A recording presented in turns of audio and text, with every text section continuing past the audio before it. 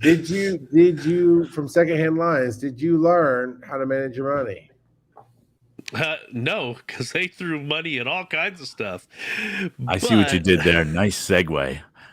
Let Daddy decide. which, as No, Charles kid, said, it's is not what it's called anymore. how do I manage my money? Oh, this is quite the topic. Charles, how do you manage your money? Man, lots of starts and stops and failures and some successes. We have a written budget, and that used to be sufficient of being able to say these are our bills, right? And so we know we're going to get paid this much. We pay these bills, and then we get paid this. And as long as we came out with more money than bills, that worked. Uh, Through the stimulus package era, I guess during COVID, pretty much all my checks went right into my savings account. I mean, I spent some money, had some fun with the kids and stuff, and the kids' checks went in their savings account.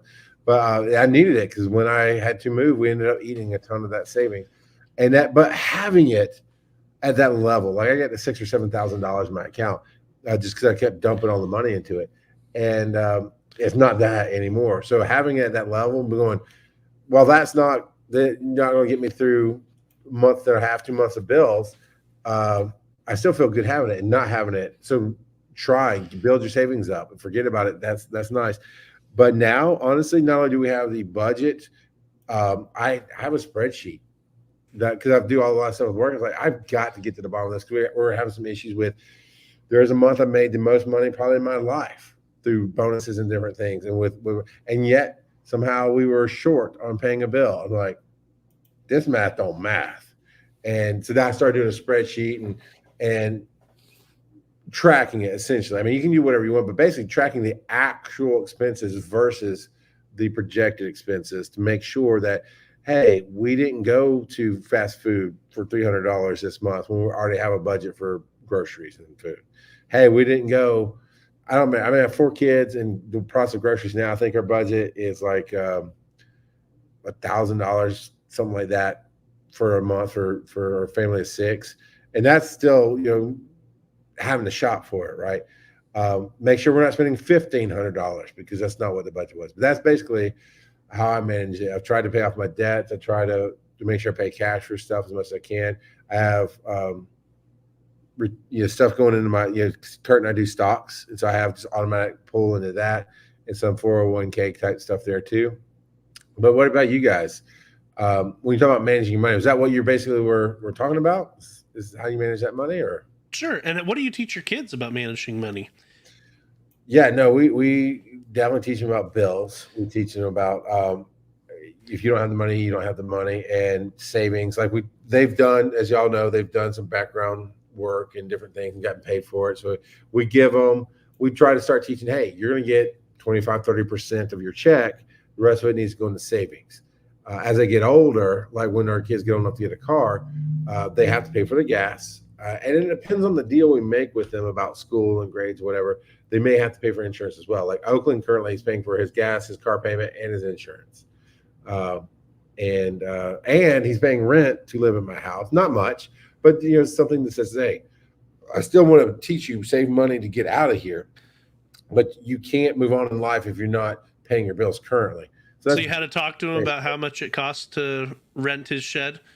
Yeah, basically. I mean, it's an arbitrary number, but yeah, and I made him sit down, eventually make a budget. Now he actually is smarter than I ever was because he got his mom to be his accountant. Basically, he's like, "Yeah, checks here, just pay my bills for me," and she does. But it's there. He likes knowing that she's going to put it in the savings, and she's acting almost like a real accountant, not the person who tracks your money, but the one who pays your bills and stuff for you, by making sure his bills are paid, and telling him, okay, you can pull this much out of the account, or you have this much to spend, so he can cash out people or whatever. And he stays actually fairly close to that budget. It does okay. Yeah. So it's funny because I was looking at the question as worded, how do I manage my money? And I will say at this point, poorly. So I've had ups and downs. Sure. I've had, and currently we're in the middle of a down. And so it's something that I have to dig out of, and I've had to do it before, and I'm probably gonna, hopefully I won't have to do it again. I'm running out of chances. But Aren't you supposed to retire 5 years ago? oh yeah, there is no retirement. And look, I've got a little bit of an IRA and a little, some investment stuff, but I am working until I die is pretty much the way I've already figured out. So unless something extraordinary happens, but I don't see that. But what I have kind of taught the kids and talked with them about is, if at all possible, stay away from credit cards completely. They're just not necessary anymore. And B, if you have the opportunity to enter or to start a 401k through your company that you're working for, and they have any kind of a match, you max that out as much as possible to at least meet what the company is matching. Did you also teach them that even if that's not there, to do their own 401k as early as possible? No.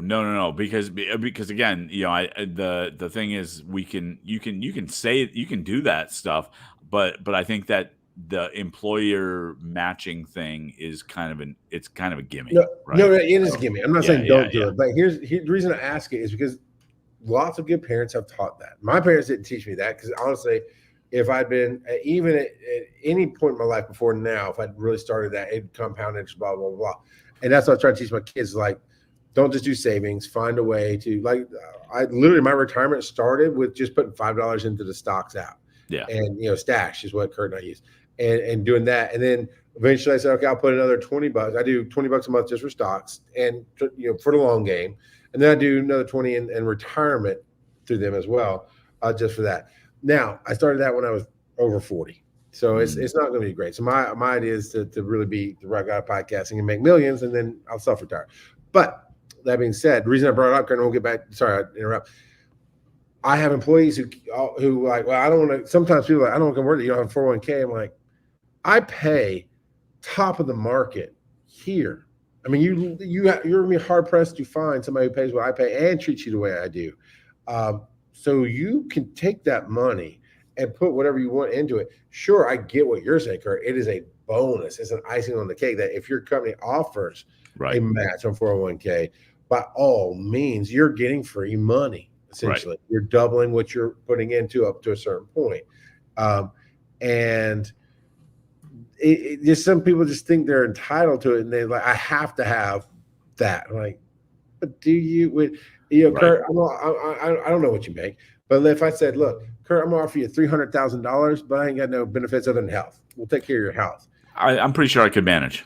Exactly. Yeah. In our market. But that is that in our market, what I pay is virtually that. It is you can earn almost nothing, like 40 grand a year and scrape by, and maybe I can give you a 401k that you really can't afford, or I can pay you $300,000. And it's not literal again, but you can then do whatever the hell you want with it. Yeah. Well, the other secret that I've really tried to tell everybody is that if you have it taken out of your pay every week pre-tax, which is the other benefit, right? Yeah. But have it taken out of your pay every week, you will not miss it. Yeah. You just won't. Yeah. And so like I think to the point where I don't know exactly what percentage of my pay I have coming out every week, because I invest in an IRA, and my company does happen to do some matching. But I don't remember what that is. Like because I don't think about it. It's just, it's there, and I just let it go. So what about you, Joe? Yeah. So I had a person I used to carpool with that he listened to the Dave Ramsey podcast all the time.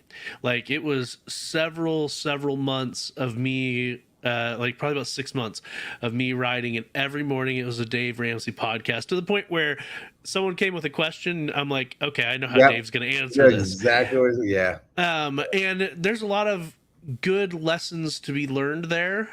And There's some good principles for sure. yes, yep. And so I think the key is, if you're having trouble with money, write down, even if you're not ready to budget or whatever, you don't think you're ready to budget, write down where everything is going. Because if you don't know where everything's going, then you don't even know where to start Right. to get your to get a budget in control. And the one thing that we've been telling my kids, now my kids are, my oldest is 11, my youngest is 4, is He's the smartest though, the 4-year-old. Yes. The number one fan. Is beware of impulse buying. And so whenever they want a video game or whatever, that they're like, oh, I want it, I need it right now, we're like, okay, we know that you want it. If you still want it in 3 weeks, we'll talk about it. And so we've told our kids that they have to tell us what they want, and we're not going to let them impulse buy it. Because if it's a necessity, that's a different thing. But obviously, most of the stuff that they want is not even close to a necessity. And so we're like, if you still want it in 3 weeks, we'll talk about it, and you can budget your money accordingly. And so that delayed gratification, I think, is a very important skill for kids to learn that will really serve them well in the future. So yeah, I think, one thing my parents did teach me along those lines about money is, okay, I wanted Teenage Mutant Ninja Turtle figures, right? And I'd saved up my allowance or cut grass or something, earn some money. And then it's like, okay, so the first thing was you have to earn the money. Cool. They taught me I had to tithe. They're like, it's like God's tax. So then why don't you just take tax or rent from me, man? Because God doesn't make you tithe. It's like, whatever. It's all right, I digress. But they taught me to earn the money, pay a little bit of my bills off of it. But then, so I wouldn't have just a stockpile of stuff and impulse buy, because an impulse can last for a while. I mean, when you're a kid and you're like, I want that. Well, it's going to take me 4 weeks to earn it. You can be laser focused and just cut all that grass and earn that money and do that. Still an impulse buy. So they said, okay, but you have to get rid of. You have so many figures of so many things. You got to get. How many turtles do you want? So I want all 4 of them. Like, well, then you got to pick 4, because they were the 8-inch ones or whatever. The regular full size, not like G.I. Joes, which were skinny. They were the big turtles. So it's like, well, you got to pick 4 comparable toys to get rid of. You can give it away at a church thing. You can give it to a friend, whatever. And they made me pick. I got to choose, and I picked 4 of my toys. And I remember what they were. I don't remember what they were from. They're from some show where one was blue and one was red, and you put parts on that can turn into like an airplane or something. I don't remember. Transformers. No. I remember taking them to my friend down the street. He's like, hey, man, would you like these? Like, yeah, sure, cool. And I gave it to him. And then my parents took me to Walmart, and we bought the turtles that I learned. So that was something that I try. I stress that I try to teach my kids, because my wife gets in the way. When she goes out, they almost always come back with something little. But it's only $8. It's only $2. I'm like, they literally cannot fit one more stinking stuffed animal in their room, and here they're coming back with 2 little num-nums or something, whatever the hot thing is, And Furby. I've actually had my daughters go through and fill a trash bag full of plush animals that they don't even want or remember anymore to donate, and it didn't make a dent. So that's something you also have to worry about, is even when you teach them to earn it or want it, are they really going to use it and value it? And even as an adult, I had to learn value versus want. But okay, Kurt. So I mean, so the other concept that I'm in favor of is, so you do the investment thing. Obviously, make sure that you don't use credit cards and just pay for what you pay for your bills, right? But I also think if you can, and the earlier you can do this, the better.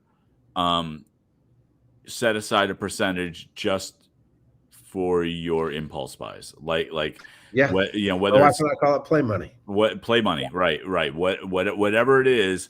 But if you like, and often, like, if you do direct deposit, you can have a separate account that a percentage goes into, and just do that. And again, from a paycheck standpoint, if you do that from the beginning, you don't miss it. You don't notice that it's gone, because Yeah, you tend to live within those means. yeah. Random kids like the best thing to do is learn to love instant ramen. Hey, I lived on bologna and cheese sandwiches. I eat ramen, and like balance too. I will say this: balance. I would swing from one extreme to the other. Oh my God, we spent too much money. Lockdown mode is literally words we use, and we wouldn't spend anything with bills, and you're miserable until you blow the cap off one night and go spend some stupid money, and then you feel bad about it. Find, like Kurt said, find a balance, find some Slurpee money, keep a budget of things around. I mean, Joe, you do that. You plan for Dragon Con every year, right? And you kind of set your own budget on how to do it, and you're willing to make sacrifices, like sleep on a couch or something. Or that one year where I was just flat broke, walking back to and from mile and a half to the con in the dark of the night. Oh man. You know what, Joe? But you know what they say. Yeah, if you got money problems, I feel bad for you, son. I got 99 problems, but the show ain't one. That's the show, everybody. Thank you for watching. We'll see you next week.